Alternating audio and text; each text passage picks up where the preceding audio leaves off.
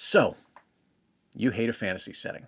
And I can't fault you for that. I don't particularly subscribe to that. I actually really love a fantasy setting, whether it's stuff like The Princess Bride, all the way up to The Hobbit and Lord of the Rings, to The Sword of Shannara as a book. These are things that I love. I have always loved a fantasy setting, and that extends to video games as well. What's going on, everybody? I'm Jay. Welcome to Square Pegs. When I think of RPGs, I do think of games like Dragon Quest, like Final Fantasy, like Ultima. Games that just kind of are core fantasy sword and sorcery adventures. But what if you don't like that kind of setting? Well, today I've got 10 games that are core RPGs but don't feature a fantasy setting. And we're going to kick things off by ignoring that. And we're going to South Park, Colorado with a game that is 100% a fantasy setting. Okay, I accept responsibility for my actions in choosing South Park: The Stick of Truth because, yeah, it's totally a fantasy game. It really is. But where I'm kind of differentiating this one is going to be similar to how I differentiate another game down this list. While it is decidedly a fantasy setting with the different combat experiences and things like that you'll have, this is 100% a South Park story. This is wildly irreverent, frequently offensive, and really, really fun. It's a brilliantly designed RPG, first off, which I didn't expect, but I guess when I saw the Obsidian name on there, I probably should have realized it. And it really leans into the South Park kind of stylings of everything. Like, everything feels like it's just stepping out of an episode, and that's really what happens when you get Trey and Matt to be able to work on a game and to be able to voice the characters and add their writing style to it to be able to tell their story. Now, if you don't like South Park, you're going to hate this game, straight up. I am not a huge South Park fan, but I did appreciate it when I was younger, so I was able to kind of tap back into late teens, early 20s Jay and find the humor in it and kind of enjoy it that way. But it's a really well-done game that does not take itself seriously and is, like I said, frequently irreverent, oftentimes offensive, but constantly hilarious. I personally don't think you can go wrong with any of the first three Mass Effect games, and for me, the best option, the best way to get those first three Mass Effect games is the Legendary Edition that released on the PlayStation 4 and the Xbox One. I love this collection. I think it's fantastic. You get Mass Effects 1, 2, and 3. They're HD remastered. Core gameplay is intact. There's some quality of life improvements, but overall, it's just a chance to get back into the role of Commander Shepard, go exploring across the galaxy with your fantastic crew and memorable characters that help you out on your missions, and just explore. It's spacefaring to the highest degree, and it is such a wonderful experience to really see what BioWare was capable of when EA would get their heads out of their asses and let them do what they needed to do. You got these just magnificent titles that were remarkable storytelling experiences, everything from just like almost swashbuckling adventures when you're just kind of going planet to planet to like heavy political intrigue as you're trying to influence the Citadel and things like that. It's just a really incredible game from top to bottom and something that really shows what BioWare was capable of. They are such a promising developer when given the opportunity to just develop a game and not have any corporate interference, and you got three magnificent ones in this collection. Let me first start by saying, yes, I know. Alpha Protocol is a hot mess, buggy game that a lot of people can't look past that to enjoy it. But I'm telling you, if you stick with it and you kind of take some of those quirks in stride and you start really trying out the different nuanced aspects of the title, you are going to fall in love with this game. Legitimately one of the best RPG stories I've ever played. Now, it might be because I first played this during what we called the Year of the Spy, when we were watching a lot of spy movies and spy TV shows and things like that. I decided to try it out then on Steam, and I was just enraptured with what the game offered me. It was a very clever game, very clever writing, with some really neat choices where you're actually having like dialogue options that branch off and things like that. You know, signature Obsidian stuff. And it just worked. Like, I really enjoyed it. And yeah, there's some bugs. There's some messy aspects of the title that didn't quite get fully realized just because the game had to eventually be finished and then didn't get support after it released, which sucks. But I really do think this is a wonderful title. And if you dig spy stuff, if you like espionage, this is something where I think you will find that despite its flaws, this is a really interesting title. You have different archetypes you're able to play as, different aspects of the game that you're able to go to, different locations and different things that you're able to do. You can go in guns blazing if you really want to, or you can sneak around and be stealthy and try to make your way that way. It's a fantastic game, really fun, and well worth playing if you haven't done so. I don't think you can go wrong with any of the Ultimate Alliance series of games, whether you're looking at the original X-Men Legends games or any of the 3 Ultimate Alliance games. Obviously, the first 2 are better than the third one, but these are wonderful superhero romps that are just super, super fun. You get to play as different versions of Marvel characters from their Ultimate Universe. You're able to build your Ultimate team, put them together to have them fight the way you want them to. Each character has different abilities and powers you're able to unlock and upgrade as you see fit. So if you want to just have like a balls-to-the-wall, straight-up Berserker Rage Wolverine with a kick-ass healing factor, you can kit him out in that regard. If you would rather focus on Cyclops and have a glass cannon, you can do that as well. It really just depends on how you want to play it and how you want to construct your team. And on top of that, you're able to find all kinds of crazy gear to outfit your character with as well to boost their stats. There's great storyline writing here. There's some really fun kind of Easter eggs hidden through, tons of unlockables and things to discover as you play. It's really kind of a perfect experience from top to bottom because it works great as a single player option where you're able to hot swap between the different characters, and it's a blast multiplayer as well. It's a wonderful game, and it does kind of use RPG loosely, I will admit to that. It's definitely more of an action game, but I figured with all the different stat tracking and the customization you're able to do for each character, to me that feels like you're playing a role, and I really, really enjoy this one. Europe and World War II are settings that we're familiar with as far as a shooter game goes, but as far as role-playing games go, it doesn't really get featured all that often. But the Valkyria Chronicles series does feature it. This takes place during a fictional World War II on the fictional continent of Europa. It's Europe and the Second European War. I mean, it's not that hard to kind of put 2 and 2 together here.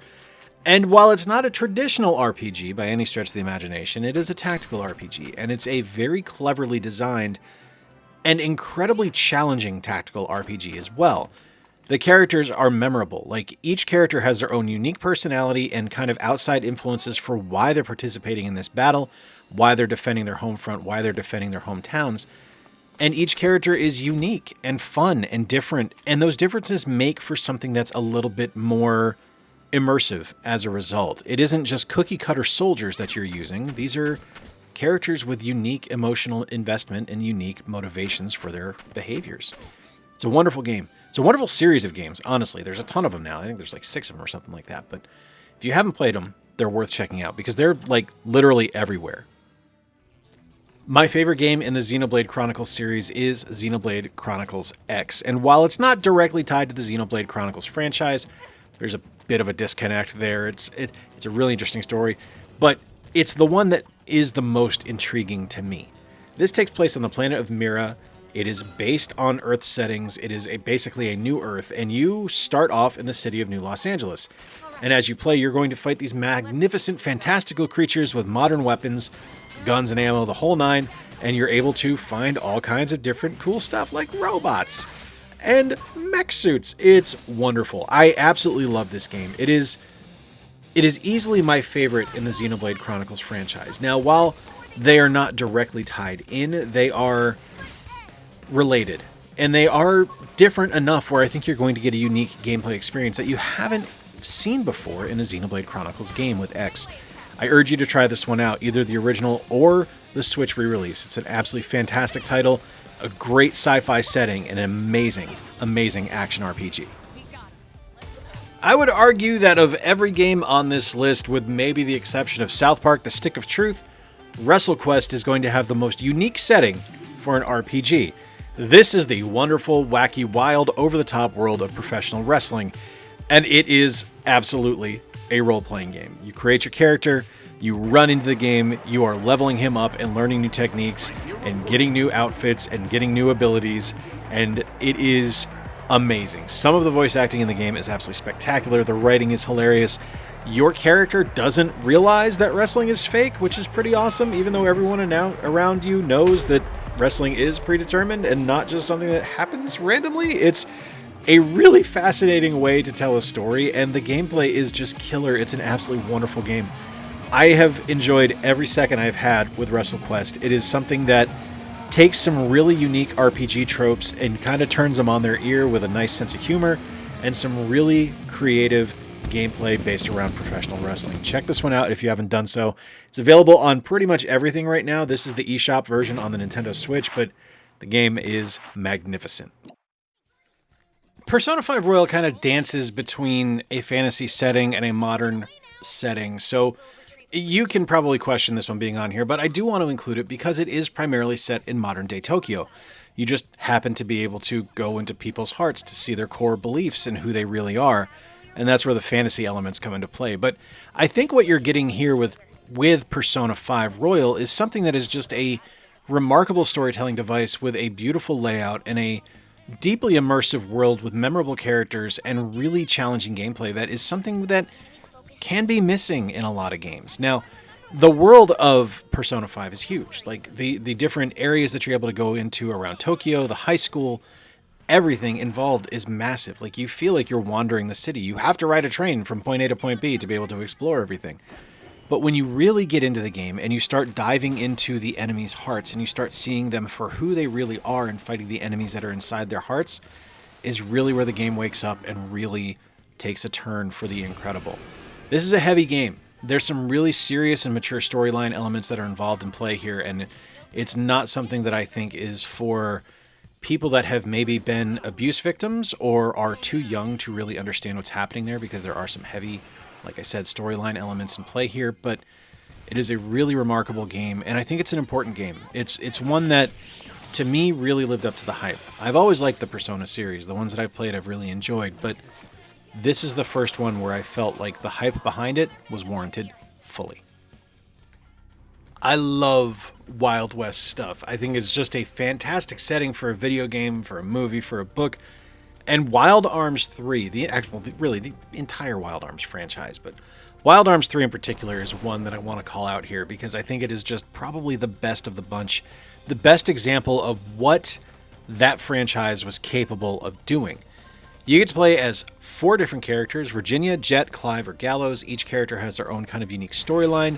They do all kind of intertwine from time to time. It's a really marvelous game with some fun combat, excellent puzzle solving, and just a magnificent soundtrack that needs to be heard. It's one of those franchises that I think a lot of people overlook and have kind of forgotten about, including the rights holders, because I don't think we've had a new game since like the mid to late 2010s, like maybe 2016, 2017, something like that. It's a franchise that I think more people need exposure to. And one of the really cool things about it is like every game's available now on PlayStation Plus in the Classic Games catalog. So if this looks interesting to you, if you are curious at all about the Wild Arms franchise, or you just never had a chance to play it when you were younger, it's available on the PS5 right now. It's worth playing, worth checking out. It's an absolute blast. One of the games that I think is a signature role-playing game experience that I know a lot of people love, to me, is the Fallout series. And whether it's the original, that's a bit more tactical in its approach, or it's the ones from Bethesda and Obsidian eventually, like Fallout 3, Fallout New Vegas, Fallout 4, and Fallout 76, where it's more of an action RPG, you're in store for some absolutely classic storytelling and fantastic gameplay experiences. For me, my personal favorite of the entire franchise is Fallout New Vegas. It's different than any other game in the franchise. You don't start off as a vault dweller. You don't start off by escaping a vault. You're already well out of the vault and living your best life as a courier. Now, your best life involves getting shot in the head by Matthew Perry, R.I.P., Chandler Bing.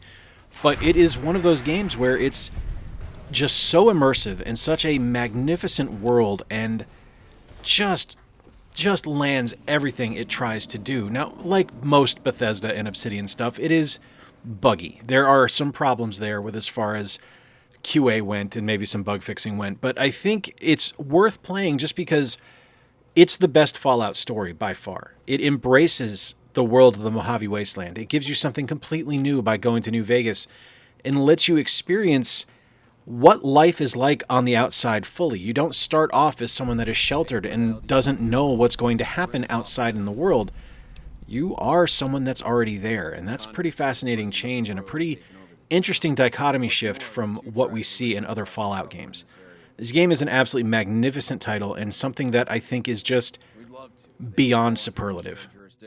There you have it, my friends. 10 games for folks that love RPGs but don't like a fantasy setting. Whether you want to hang out with the kids from South Park, Colorado in the Stick of Truth, or you want to go on a spy adventure with Alpha Protocol, or you just want to wander the Mojave Wasteland, there are a ton of amazing sci-fi and modern day options for people who want to play RPGs. If you enjoyed today's video, please give it a thumbs up down below. The engagement really helps the channel out. If you really dug the video, consider subscribing. I'd love to have you stick around.